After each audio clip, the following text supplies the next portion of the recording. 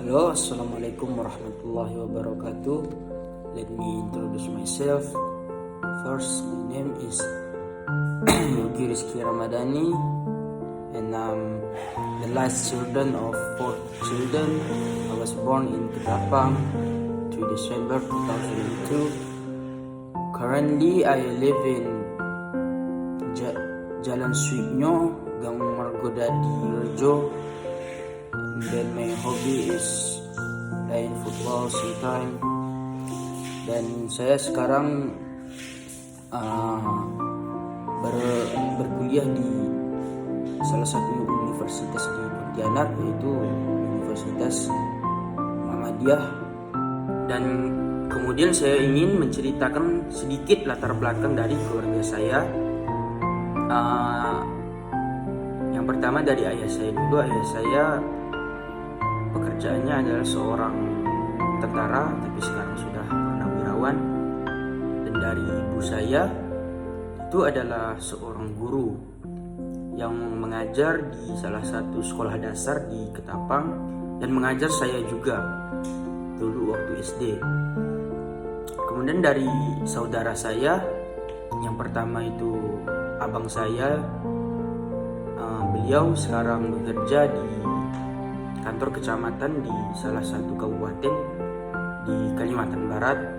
Dan yang kedua kakak saya sekarang bekerja di rumah sakit milik pemerintah di kota Ketapang, yaitu rumah sakit Dr. Agus Jam sebagai perawat. Dan kemudian abang saya lagi yang ketiga itu bekerja sebagai konsultan di salah satu perusahaan swasta di bidang pertambangan. Dan yang keempat itu saya sendiri yang masih berkuliah di Universitas Muhammadiyah Pontianak, jurusan Kesehatan Masyarakat. Kemudian terkait cita-cita saya dan untuk masa depan saya sendiri, itu masih belum terfikirkan oleh saya karena saya masih menjalani yang sekarang dulu. Dan jikalau bisa disebut, cita-cita saya ingin menjadi seorang pengusaha dan kiat-kiat saya dalam menjalankan masa depan saya itu udah saya terapkan sekarang dengan cara saya berbisnis di bidang fashion. Saya biasa berjualan sepatu, jual beli sepatu. Saya beli dengan harga murah, kemudian saya jual dengan harga yang mahal, yang tidak terlalu mahal, cuman tetap ada keuntungan di dalamnya. Kenapa saya memilih jadi pengusaha? Karena pengusaha itu tidak tergantung kepada orang-orang. Yang saya inginkan itu, saya ingin menjadi bos untuk diri saya sendiri. Dan prestasi yang saya pernah raih sebelumnya itu, saya jujur dari diri saya pribadi, saya tidak pernah mendapatkan prestasi apapun. Akan tetapi prestasi untuk misalnya saya bisa berubah menjadi lebih baik, mungkin itu bisa menjadi prestasi bagi diri saya sendiri. Kemudian saya bisa, dari yang saya analisis dari kehidupan saya yang sebelumnya, saya sudah berhasil berubah menjadi lebih baik. Karena sebelumnya pola hidup saya yang bermalas-malasan atau pola pikir saya yang terlalu kekanak-kanakan, sekarang saya rasa sudah berubah seiring bertambahnya usia. Kemudian cara saya memanajemen waktu itu sendiri, sebagaimana orang lain, kita juga diberikan waktu yang jumlahnya sama persis dengan yang dimiliki orang-orang sukses di sekitar kita. Hal ini tentu menjadi perenungan sendiri. Kita sama-sama punya waktu, tapi kita tidak bisa sukses orang lain. Nah, cara saya sendiri pribadi memanajemen waktu itu, yang pertama, selesaikan pekerjaan yang lebih penting terlebih dahulu. Ketika kita memiliki beberapa schedule yang harus diselesaikan, maka dahulukan jadwal kegiatan yang terdekat terlebih dahulu dan yang terpenting. Dengan begitu, waktu kita akan tertata secara efektif dan efisien. Kemudian yang kedua, berani mengatakan tidak untuk hal yang tidak penting. Mungkin bakal menjadi rasa tidak enak jika kita harus menolak ajakan teman untuk main, apalagi kita sebagai mahasiswa yang memerlukan teman di jangka perkuliahan kita. Salah satu contoh kecilnya ketika kita ada tugas dan itu sudah terlalu numpuk atau deadline-nya sudah dekat, dan itu kan merupakan tanggung jawab kita sebagai mahasiswa, tapi itu tidak bisa dilalaikan. Kan banyak kasus-kasus kecil yang saya pelajari dari teman-teman saya. Beliau-beliau mungkin ada beberapa, tidak semua, cuman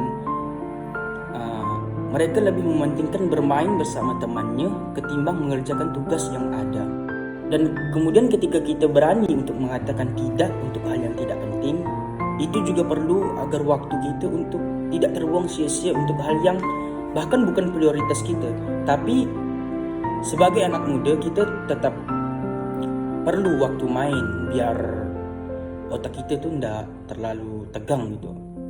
Dan yang ketiga, menjaga pola tidur itu juga sangat penting bagi saya. Meskipun waktu kita padat dipenuhi dengan berbagai tugas yang menumpuk, namun menjaga pola tidur itu sangat penting. Kesehatan adalah nomor satu dan harus diutamakan. Kesehatan itu mahal dan sangat merugi bagi orang yang menyia-nyiakan waktu istirahatnya. Menjaga pola tidur juga dengan menyelesaikan tugas-tugas dengan tepat waktu. Jika waktunya tidur, ya kita tidur. Kita harus menjaga juga pola tidur kita 7-8 jam per hari. Jangan membiasakan hidup begadang, karena itu sangat tidak baik untuk kesehatan, terutama kesehatan jantung. Kemudian cara saya meningkatkan kepercayaan diri itu dengan saya akan melihat kondisinya seperti apa. Kalau kita berbicara di depan kita teman-teman, saya akan menganggap pembicaraan itu adalah pembicaraan seperti kayak di tongkrongan, bukan presentasi. Salah satu contoh kecilnya, ketika kita disuruh dosen atau guru kita melakukan presentasi di depan, kita pasti bakal grogi. Nah, cara saya itu dengan cara tidak menghiraukan orang di depan saya. Saya akan fokus kepada materi yang saya presentasikan. Kemudian saya bakal fokus aja gitu sampai selesai materi yang saya berikan. Karena fokus itu penting bagi kita, karena kalau semisal kita tidak fokus, kita bakal susah menyampaikan materi, dan bahkan orang-orang itu tidak bakal mendengar kalau kita tidak fokus. Sekian dari saya. Mungkin banyak kurangnya atau banyak salahnya, dan banyak salahnya lah. Karena saya sendiri di sini pun juga belajar untuk semua ini. Jadi kalau saya salah atau perkataannya yang mungkin kurang dimengerti, saya mohon maaf. Nah, sekian dari saya. Wassalamualaikum warahmatullahi wabarakatuh.